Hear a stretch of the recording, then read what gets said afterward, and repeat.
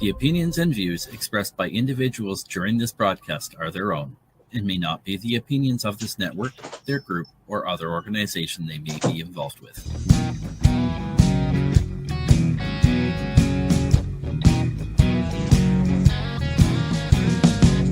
I'm looking at myself, reflections of my mind. It's just the kind of day to leave myself behind. So gently swaying through the fairyland of love. If you'll just come with me, you'll see the beauty of Tuesday evening news. Tuesday evening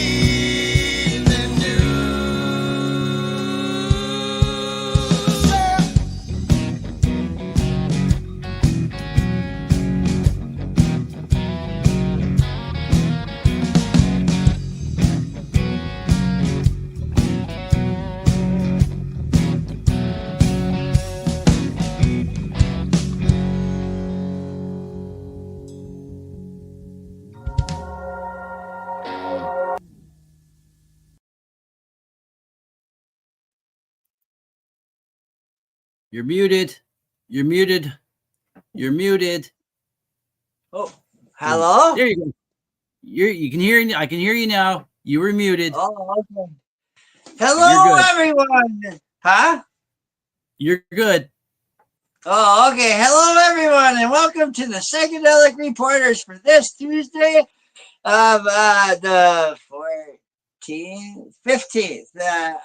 Here on NOK Network, the video news podcast focused on psychedelic medicine being reported in mainstream media. Shout out to the guys in Dead Ringer from Kirkland Lake, Ontario for the awesome intro track originally recorded by the Moody Blues with some customized changes for our show. I am joined by my amazing joint host, Ron McNabb, filling in for Tara Simpson, along with the one and only Buffalo Various, who has chosen all of our stories for us. Hello, Tara. Hello. I forgot to bring up Bufo. There's Bufo. There's Bufo. So, hello, hobbies, and hello, everyone. I'd like to introduce. Actually, no. Here I do now. I'd like to introduce Bufo. He is the Sonoran desert toad, or the Colorado mud toad, and he emits DMT from his skin. And park rangers would like to remind everyone to please don't lick the toad, right? So we don't need people licking the toad. No, you don't know where the toad's been. It's 2025. You just can't go around licking toads. No, not at all. Pardon me for a second. I'm just plugging my laptop in. I forgot to plug it in when I moved it earlier. There we go. We're back. So, okay. I was gonna do my special announcement. Like, if you're going to be celebrating 420, celebrate 420 responsibly. Great. Exactly. Yeah. Exactly. So, sorry, go ahead.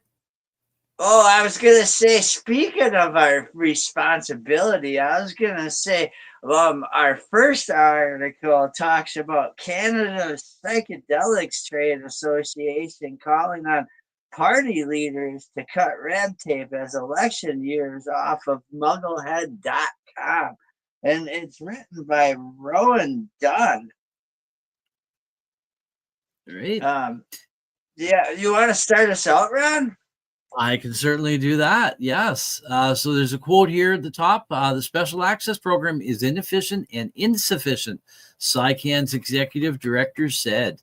So this here story goes on here to say Canada's one and only Psychedelics Trade Association posted a bulletin this week calling on candidates for the Prime Minister's office to make psychedelic medicines more easily accessible.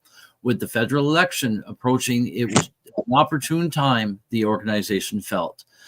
For the past 4 years, the Trudeau government has shown little interest in doing so. Psychedelics Canada highlighted despite a growing body of evidence showcasing the efficacy these treatments can have.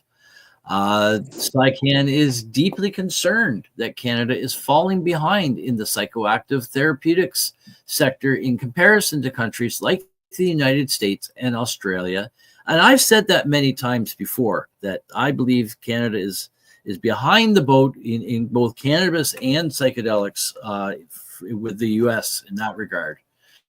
But anyways, the story goes on here to say in the US, Oregon and Colorado have fully legalized psilocybin therapy, while other states like Washington and California have implemented progressive decriminalization measures. And meanwhile, Australia now benefits from an authorized prescriber scheme enabling the physician-recommended usage of magic mushrooms and MDMA. The only means of legally accessing psychedelic therapies in Canada at the moment is through the nation's cumbersome Special Access Program. And that's SAP, clinical trials, or a Section 56 exemption. You ever receive SAP authorization or a government exemption? This election offers all parties the chance to reset and chart a course for the future, Psycan Board Chair Nick Kadesh said. If Canada wishes to be globally competitive, we have to bring new treatments into the healthcare system to help patients. Lack of progress leaves investors disappointed, Kadesh says. In a recent interview, Kadesh explained that a lack of government progression in regulating psychedelic treatments has left many investors disillusioned and frustrated. I think there was a huge boom about 3-4 years ago now where really and truly there was probably too much investment, he explained. Like way too much investment. He currently serves as the CEO of Pharma Biotech Holdings Incorporated, one of the world's leading MDMA producers. Pharma has supplied clinical trials in multiple countries with its GMP products. Wow, man, that's awesome. Yeah. Toronto-based Psycan, which Kaddish helps lead, recently partnered with Psychedelic Industry UK, or Psy-Ind UK, in Britain, and the Psychedelic Medicine Coalition, PMC, in Washington, D.C., to work toward mutual goals. Psy-Ind UK, Psycan, and PMC remain committed to creating a future where psychedelic medicine is accessible, safe, and effective for those who need it most. PMC founder Melissa Lavasani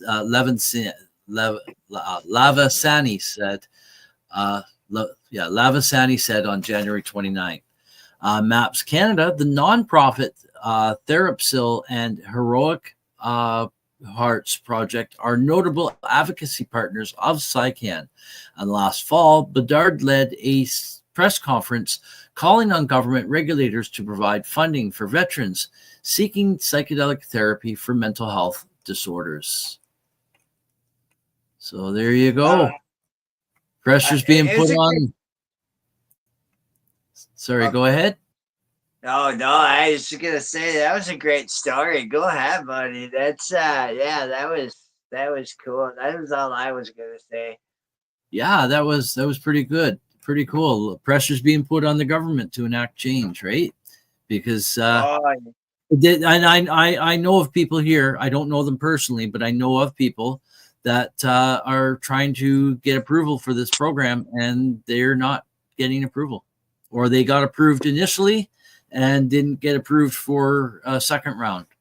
So we'll see what happens, and of course we'll be following that up on Psychedelic Reporters as well, I guess, right?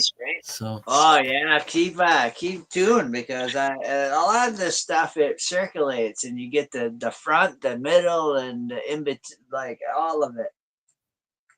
Our next Yep.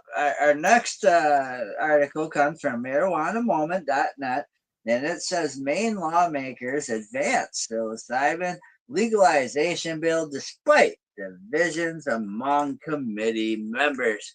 That is written by Kyle Yeager. Why don't you go ahead and start us out, Ron? Sure, I'll do that. Maine law. Oh, we got an echo happening here. I'll even come back. Okay. Maine lawmakers have advanced a bill that would effectively legalize low-level psilocybin possession for adults, but some are pushing to significantly amend the proposal to simply create an advisory commission that would study the issue. On Wednesday, the legislature's Criminal Justice and Public Safety Committee took up the psychedelics proposal from Grayson Lookner, Democrat, ultimately reporting it out of committee with a divided report and sending it toward floor consideration despite disagreements among members. Following debate, 4 members voted to move the bill as drafted. 5 members voted to pass an amended version that would remove the core legalization provisions, and 4 members voted for a ought not to pass recommendation. And the story continues on here saying LD 1034 as introduced would change the state's laws around possession of scheduled drugs, creating a carve out for possession of up to 1 ounce of psilocybin among people 21 and older. It would not authorize or regulate production, distribution, or commercial sales of the substance. And notably, the current legislation would remove penalties around possession of up to 1 ounce of psilocybin itself, not the mushrooms that produce the substance. And we got Red Rocket back. Yeah. Thank you for having me. Its fiscal note says the state would not incur costs, but instead that the reform could lead to some minor reduction of workload associated with the minimal number of cases that will no longer be filed into the court system. The proposal has support from groups like ACLU of Maine and the Reason Foundation, which both submitted testimony in favor of the LD 1034 at an initial hearing earlier this month.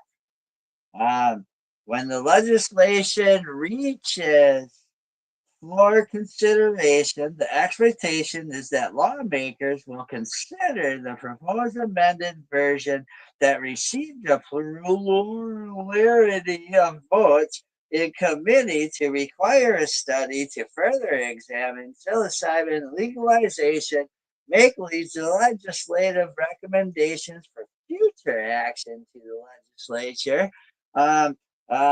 This follows a separate effort in Maine last year to legalize psilocybin and allow adults to access the psychedelic at state licensed facilities.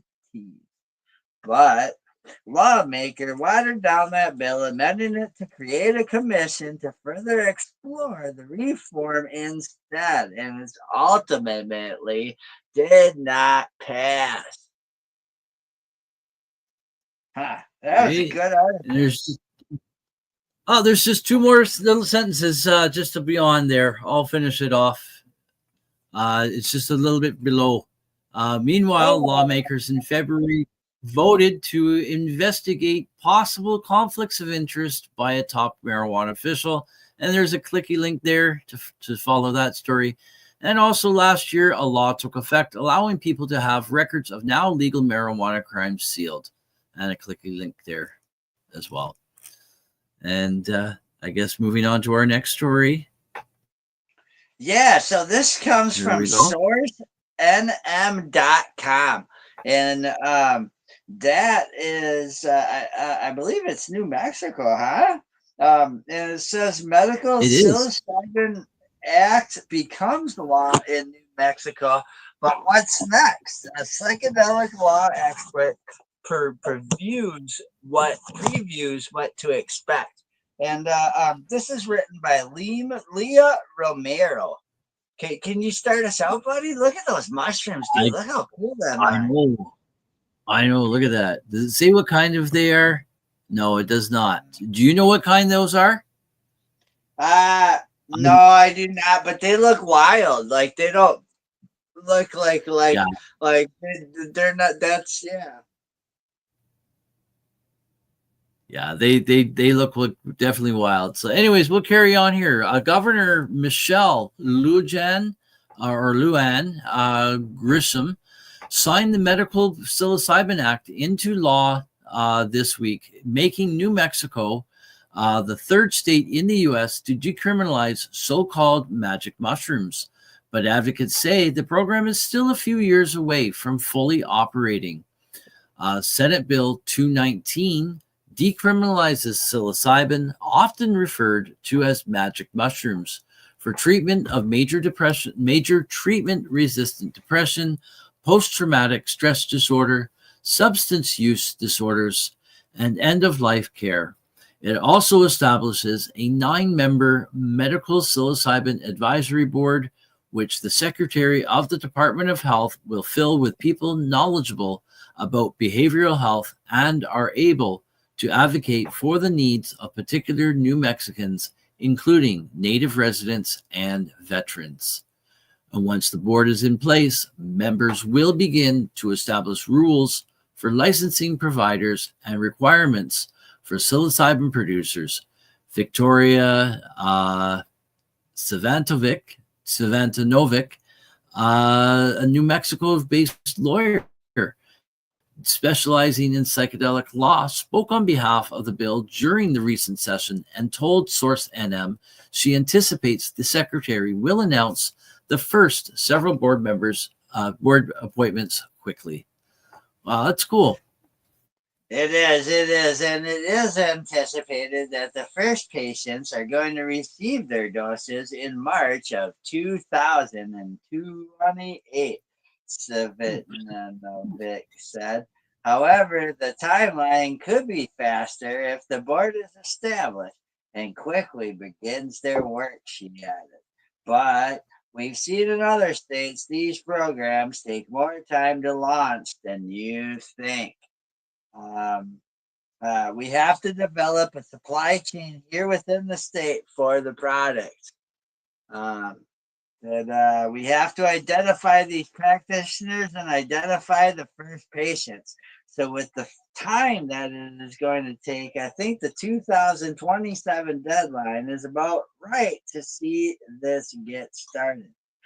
Savitinovic, it said New Mexico has benefited from seeing how Oregon and Colorado launched their medical psilocybin programs in recent years. New Mexico is now the third state to legalize the psychedelic treatment and the first to do so legislatively rather than by a ballot vote. Hmm. She noted that the SB 219 also includes a research fund that will allow state universities to expand research into the use of psilocybin for different conditions and possibly what's best strains of the mushroom produce the best product. The University of the New Mexico has historically been a powerhouse when it comes to the research of psychedelics in the United States. They've done a wonderful job laying out a medical basis for this treatment, Rick said. Agriculture research is growing around mycelium production in general, things like functional mushrooms and also psychedelic mushrooms. So agricultural universities, they are going to be a huge part of the way that psychedelics movement grows around the country. And I would love to see New Mexico State involved in that. Wow, what a great Yeah, politician. this is pretty cool. This is pretty cool. I like this. The advisory board has the authority to add to the list of qualifying conditions, which Savantanovic said will likely not happen right away, but could include anxiety conditions and other types of depression. Another aspect of the bill includes an equity fund, which will help people pay for the cost of treatment if they are not able to afford the out-of-pocket expense. Savantanovic said while the advisory board has not been established yet, now is still a good time for providers who might be interested in the treatment to make sure their practice is in good order, and for patients to start talking to providers if they are interested in seeking treatment. Psilocybin is a scientifically based treatment for getting past some of these traumas and being able to move forward with a more productive life, she said. As part of this small community, we really want to see our neighbors and our friends have what's best for them. And this is a huge part of that. So yes, that is a very cool story. Very cool story indeed. It was, man. New Mexico. I like New Mexico. We got a few people that watch us over from watch the NOK Network from New Mexico, right. It's pretty cool to see that they soon are going to be like, really like basically pioneers in the psychedelic program of the United States. Exactly. And I do know of at least one person from New Mexico that watches some of the shows on the NOK Network. They watch some of mine, so I know that for sure. So it's great to see Devin and Danelle, Devin and Danelle do. Right, definitely heard exactly. So, anyways, that was some great stories there that Bufo brought to us, right? It was, and it brings us to medication time. It is, and it's time to pay some bills, folks. So stay tuned for a word from some of our sponsors. Then we will return with more articles making that Bufo has chosen, making mainstream media news. So we'll be back in about 4 minutes and 20 seconds, folks. So don't go away. Cheers.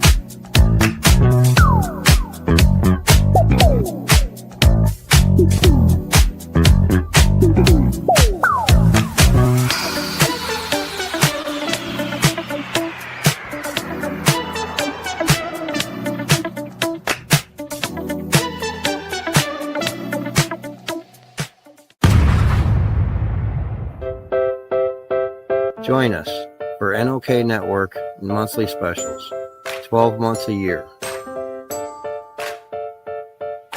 Movie nights, spotlights on entertainment, and live on location coverage. Stay up to date about upcoming programming by subscribing to NOK Network on Rumble, YouTube, X, LinkedIn, Twitch, and Facebook. Check out our webpage at www.noknetwork.com.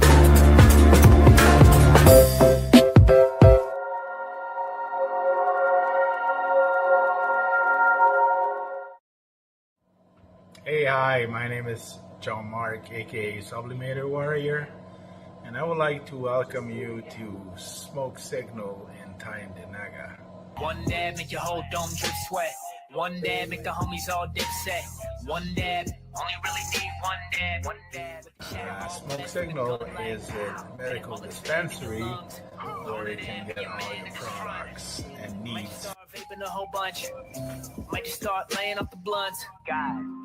Ooey, ooey, gooey, that's a sticky dab. Sticky dab. Might just have to put this one on Instagram.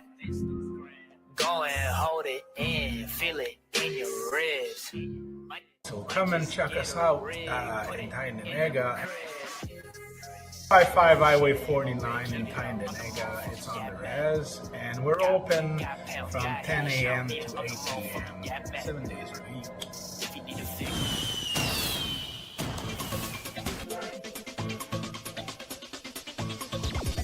Advertising space available at NOK. Contact us for a rate sheet at NOKNetwork.com.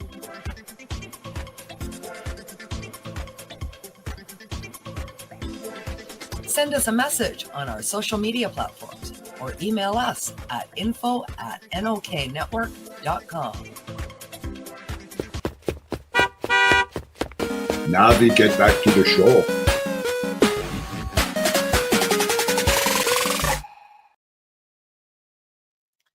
And we're back from our medication session live on Psychedelic Reporters here on NOK Network.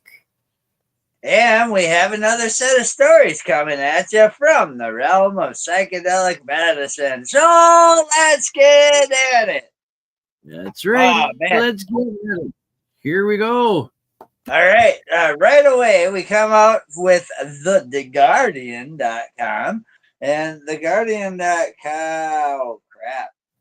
You might have to take this one over. I clicked on it and it's got me somewhere else. Okay. The Guardian. This comes from theguardian.com. California University to expand student minds with new psychedelic studies course.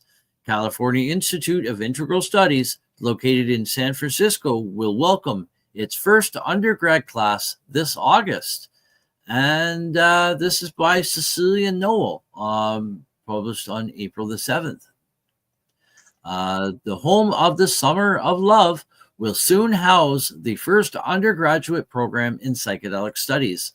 The California Institute of Integral Studies, a nonprofit university founded in 1968 and located in San Francisco's Somon neighborhood, will welcome its first class of undergrads to its Bachelor of Science in Psychedelic Studies program this August. The program's launch symbolizes the renewed attention hallucinogens like MDMA and psilocybin have received in recent years, as a growing body of evidence suggests that they may be powerful treatments for psychiatric conditions like PTSD and treatment-resistant depression.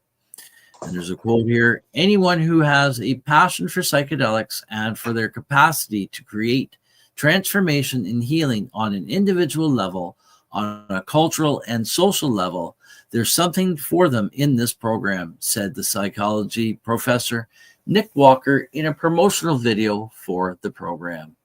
Very cool. It is. And the bachelor's program is the first such undergraduate degree in psychedelics to be offered in the United States.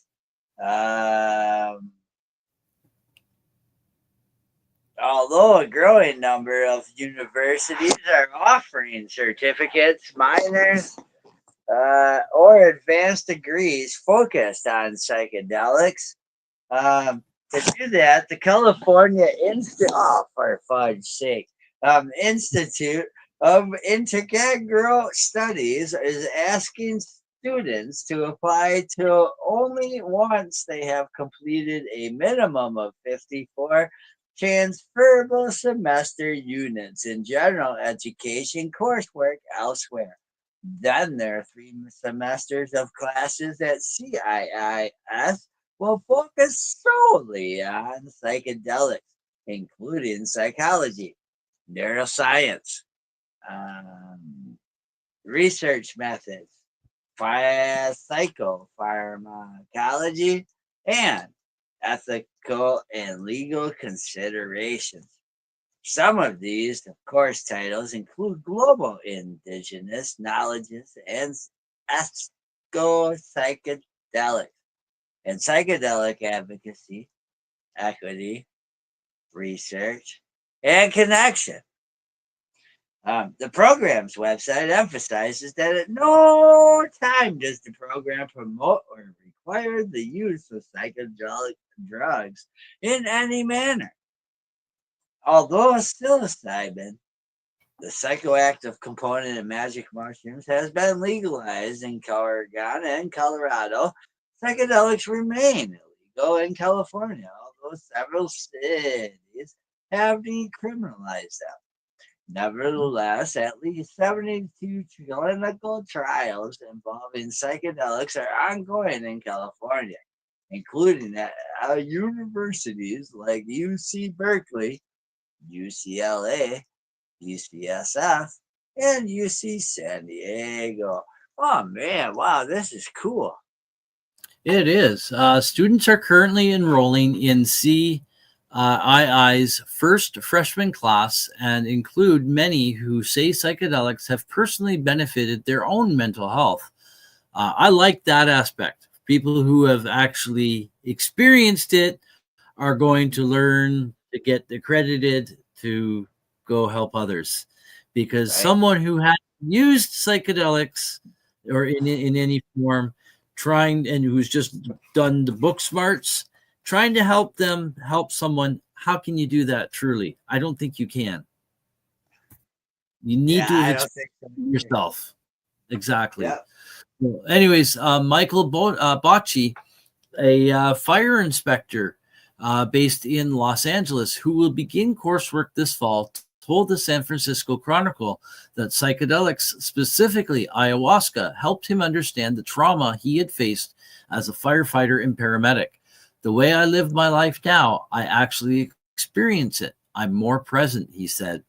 Cassie Hope, another incoming student, told the Chronicle that ayahuasca and I don't know how to pronounce it, but Bufo, also known Mibufo-tenin, also known as Bufo, which most commonly comes from the Sonoran desert toad, gave me a whole new perspective after she faced depression postpartum after a cancer diagnosis. Psychedelics give you so much perspective on life and the finite amount of time we have on this planet, and healing, emotionally, physically, healing from life, she added. And the program, which begins August 28th, is being offered online through an asynchronous learning portal to allow students to join from across California, not just Haight-Ashbury. So that's pretty cool, man. That's pretty cool. Yeah, I enjoy articles from The Guardian, from the European to their American ones, man. It's a good news source, entertaining. Exactly. I noticed you pull a lot of articles from The Guardian. So there we go. And moving on to our next story. Our next story comes from exetertoday.co.uk. And Exeter Today says, spotlight on Exeter as Europe's biggest mind and medicine conference comes to town. Breaking convention brings over 200 global experts to Exeter University, celebrating graduates from Pioneer Psychedelics program by Liz Kings. Oh, what a great article this is. Yeah, just give me 1 second. I think I might have the wrong one up here. Just give me a second. Give me one moment. Give me one moment. I might have. Maybe it was my stone butt, dude. I was really stoned today. So little boxers let us try some of her infused tea sugars, and that was woo. Okay, yeah, it was me that did it wrong here. So just give me 1 second, and I'm gonna get this right one up here.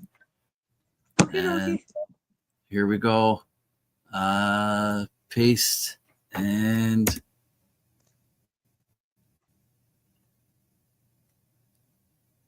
Exeter today. Oh, good evening hold to you, on. sir, that bastard. Oh, hold He on. said good evening, trippers. Yep. Just give me 1 second. I'm having trouble trying to pull that one up. Hold Here, on. let me entertain Hold you. on. Once there was a puppet, he liked to say, hey, fuck it. And then he tried psychedelics, and he was happy as could be. Okay, I'm almost there. Almost there. And one more clicky button here. Extra spotlight. There we go. And this should be it. This should be it. It should be coming up. There we go, Exeter today. I do apologize for the little goof up, but it happens sometimes. Hey, there we go. There we go. Yeah. Kim tells me we're back. LMAO. Yep. Kim tells me LMAO shit happens. Right. All right, so we're back. We got this up. So yeah, Europe's largest psychedelic conference arrives in Exeter this week as the city plays host to Breaking Convention and celebrates the very first graduates from the University of Exeter's UK First Psychedelics program. More than 200 speakers from around the world will descend on the university's Streatham campus between April 17th and 19th. Yeah, so that's coming up for the biennial event, which brings together experts across medicine, psychology, law, philosophy, politics, and the arts. Among them, the members of the inaugural cohort from Exeter's postgraduate certificate in psychedelics, the first course of its kind in the UK when it launched at the 2022 conference. The program was created to upskill healthcare professionals, therapists, and researchers in the emerging field of psychedelic science. And Dr. Sohair Roked, a GP originally from Wales, now based in London, previously worked in psychiatry before becoming a general practitioner. She said she signed up to the program out of a desire to explore deeper causes of illness beyond conventional medicine. Can you go another one? I'm a little stoned and I lost where we're at. I can.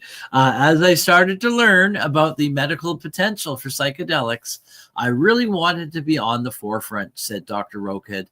A lot of the courses available were US based, so I was delighted to see this offered by a Russell Group University in the UK.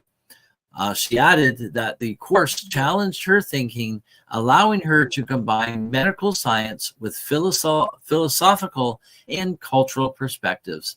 It's changed the way I think, with more appreciation for how art and science meet, which has definitely had a positive impact on my practice. Are you back with us, Red Rocket? Yeah. I found it. Oh, I got to try some of that. Yeah, I got to try some of the blueberry muffin herb for the patients as well. So London-based psychotherapist Emma Roselli enrolled on the course to be prepared for potential changes in clinical practice. Since graduating, she has taken a new role as therapist at a clinical facilitating clinical trials in psychedelics. As a psychotherapist, I support clients to explore what may be driving their thoughts, feelings, and behaviors, some of which may be outside their awareness, she explained. In a controlled clinical setting, psychedelic can act as a powerful aid, offering fresh perspectives and accelerating therapeutic progress. Program leader Dr.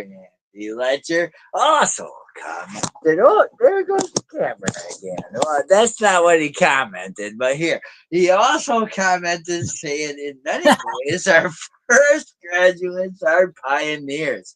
They studied cutting edge research across science, anthropology, and ethics, not least the health benefits psychedelics may bring.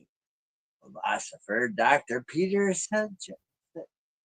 Hughes, a co-director of the conference, will also be speaking at the event alongside fellow Exeter academics Professor Celia Morgan, Dr. Leora Roseman, Dr. Emily Love, and PhD researchers Erin Agrelli and Naina Gupta. Professor Morgan, a world leader in psychedelic research, is running clinical studies into ketamine assisted therapy for alcohol use and exploring the accessibility of psychedelic therapies through trials in partnership with the NHS. The on campus MSC will welcome its first intake in September 2025. What a great article! Yeah, that's another great article. There's lots of stuff happening on the educational forefront with psychedelics and such. So Well, it's really nice to see stuff yeah, coming yeah. to the And head. as long as they're progressing with the cannabis and the Right. psilocybin, and I will to you advocates of the cannabis, thank you very much. Because when psilocybin came out, they wouldn't think it was as much as possible if you wouldn't have made a medical platform with the cannabis. Right. Right. And in many ways, the psilocybin in the U.S. has, I think, gone further ahead than cannabis. If you're looking at because I don't know, it's just my perspective on things. Oh, So, the psychedelics? anyways, Yeah, because marijuana paved the way. So yeah, psychedelics was able to come in with exactly. like, oh shit, dude, let's think of the research first, buddy. Instead of just throwing it out there and let motherfuckers smoke it, we take money. Right. So, anyways, Our next you're funny, article. Red Rocket. You're fun. Yeah. Oh, thank you very much. Our next article is about LSD, and it comes from ucdavis.edu. Researchers develop an LSD analog with potential for treating schizophrenia. And I love this because of the mental health. And thank you, Greg Waittree, for writing Right. this article. Start us out, buddy. Exactly. I will. That's a pretty picture there. I'm not It sure is. exactly what that is, but that's a pretty picture. It's a That'd be cortical something nice to neuron. have It's a hanging up part on of the your wall. brain. Yeah, it's a Oh, part there of we your go. brain. Okay, and it's treated with JRT, a synthetic molecule similar to the psychedelic drug LSD. Okay, so that's what this story is all about. So let's get into it, shall we? University of California, Davis. Researchers have developed a new neuroplasticity promoting drug closely related to LSD that harnesses the psychedelic's therapeutic power with reduced hallucinogenic potential. The research published in Proceedings of the National Academy of Sciences highlights the new drug's potential as a treatment option for conditions like schizophrenia, where psychedelics are not prescribed for safety reasons. The compound also may be useful for treating other neuropsychiatric and neurodegenerative diseases characterized by synaptic loss and brain atrophy. To design the drug, dubbed JRT, researchers flipped the position of just two atoms in LSD's molecular structure. The chemical flip reduced JRT's hallucinogenic potential while maintaining its neurotherapeutic properties, including its ability to spur neuronal growth and repair damaged neuronal connections that are often observed in the brains of those with neuropsychiatric and neurodegenerative diseases. This is really cool. So basically what we did here is a tire rotation, said corresponding author David E. Olson, director of the Institute of Psychedelics and Neurotherapeutics, and a professor of chemistry, biochemistry, and molecular medicine at UC Davis. By just transposing two atoms in LSD, we significantly improved JRT's selectivity profile and reduced its hallucinogenic potential. Very cool. JR2 exhibited powerful neuroplastic effects and improved measures in mice relevant to the negative and cognitive symptoms of schizophrenia without exaggerated behaviors and gene expression associated with psychosis. No one really wants to give an hallucinogenic molecule like LSD to a patient with schizophrenia, said Olson, who is also a co-founder and chief innovation officer of Delix Therapeutics, a company that aims to bring neuroplastogens to the market. The development of JRTs emphasizes that we can use psychedelics like LSD as starting points to make better medicine. We may be able to create medications that can be used in patient populations where psychedelic use is precluded. Testing JRT's potential. Olson said that it took his team nearly 5 years to complete the 12-step synthesis process to produce JRT. The molecule was named after Jeremy R. Tuck, a former graduate student in Olson's laboratory, who was the first to synthesize it, and is a co-first author of the study along with Lee E. Dunlap, another former graduate student in Olson's laboratory. Oh, wow, this is pretty cool. It is. Following JRT's successful synthesis, the researchers conducted a battery of cellular and mouse assays that demonstrated the drug's neuroplastic effects and improved safety profile relative to LSD. Key findings included the first one: JRT and LSD have the exact same molecular weight and overall shape, but distinctive pharmacological properties. And JRT is very potent and highly selective for binding to serotonin receptors, specifically 5-HT2A receptors, the activation of which are key to promoting cortical neuron growth. The next point is JRT promoted neuroplasticity, or growth between cellular connections in the brain, leading to a 46% increase in dendritic spine density, and 18% increase in synapse density in the prefrontal cortex. JRT did not produce hallucinogenic-like behaviors that are typically seen when mice are dosed with LSD. Another key finding is JRT did not promote gene expression associated with schizophrenia. Such gene expression is typically amplified with LSD use. Another key finding is JRT produced robust antidepressant effects, with it being around 100-fold more potent than ketamine, the state-of-the-art fast-acting antidepressant. And the last point is JRT promoted cognitive flexibility, successfully addressing deficits in reversing learning that are associated with schizophrenia. And there's a quote here from Olson. He says, JRT has extremely high therapeutic potential. Right now, we are testing it in other disease models, improvising its synthesis and creating new analogs of JRT that might even be better. Very cool. It was.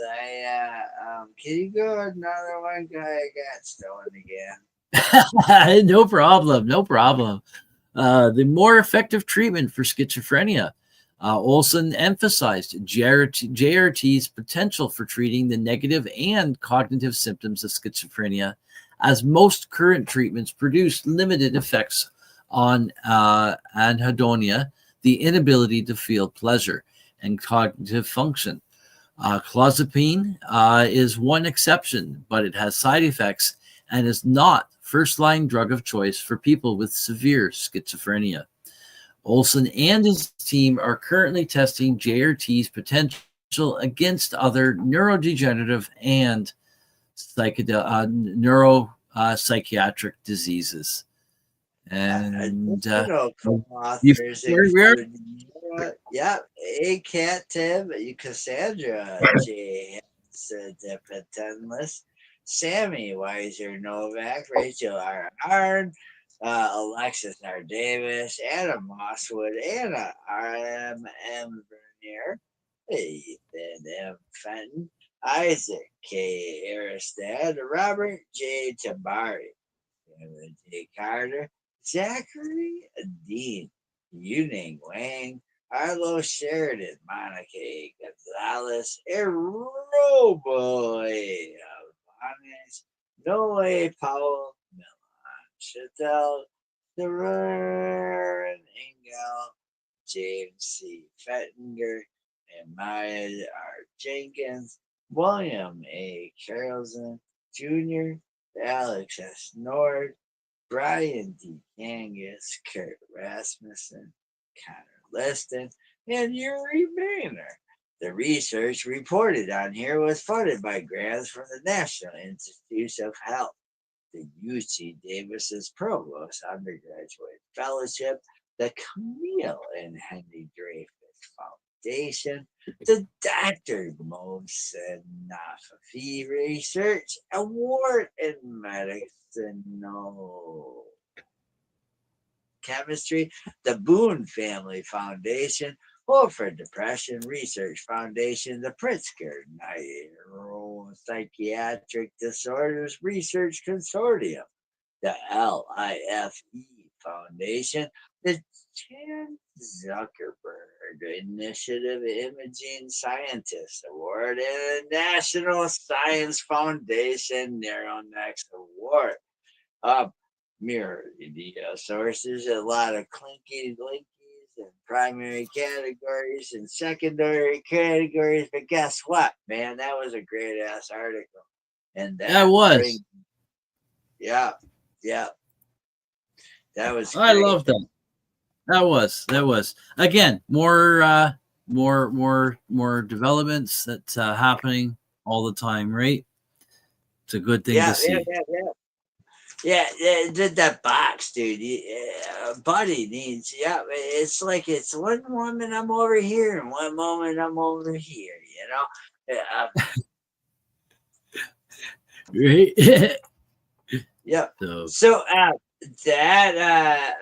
wait, and the last. Thank you for joining us here on Psychedelic Reporters on NOK Network, and for tuning in.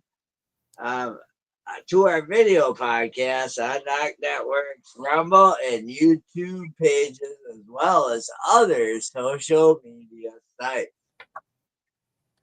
That's right. And we hope you enjoyed your update on mainstream media coverage of psychedelic medicine advancements from around the globe.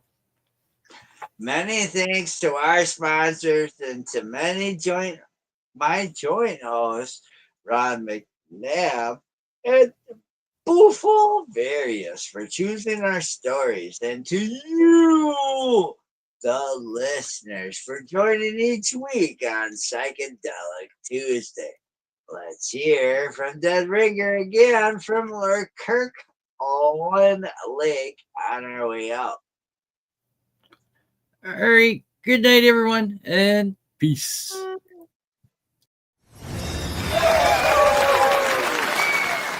Woo-hoo-hoo!